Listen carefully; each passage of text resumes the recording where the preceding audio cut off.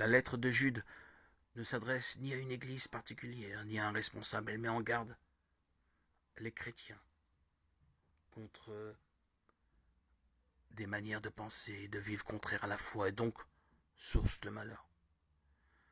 Après la salutation initiale, Jude donne le but de sa lettre. La foi est mise en cause. Il faut la défendre. Il décrit alors avec vigueur comment Dieu punit ceux qui déforment le sens de la grâce pour une vie de désordre.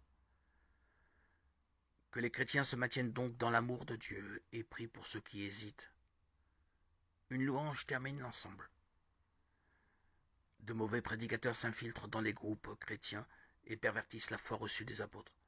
Jude s'indigne et réagit. Peut-être son autorité vient-elle de son identité.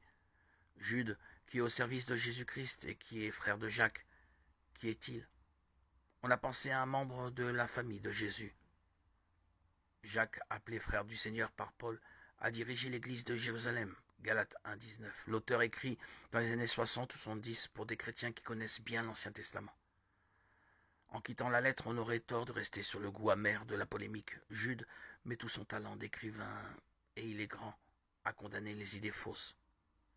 La violence du style et des exemples est un ultime effort pour faire changer d'avis les personnes et les ramener à la vérité du Christ.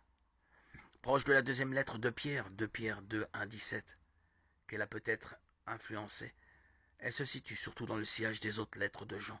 Tous ces écrits insistent. Notre foi repose d'abord et avant tout sur la prédication des apôtres. Les versets 14-15 citent un passage du premier livre d'Enoch. Cet ouvrage fait partie de la littérature apocalyptique dont l'objectif est de révéler que Dieu triomphe des forces du mal. Les anges, les démons et le jugement de Dieu, à la fin des temps, y tiennent une grande place. Rédigé au deuxième ou au premier siècle avant Jésus-Christ, il n'a pas été repris par les Juifs dans leur Bible.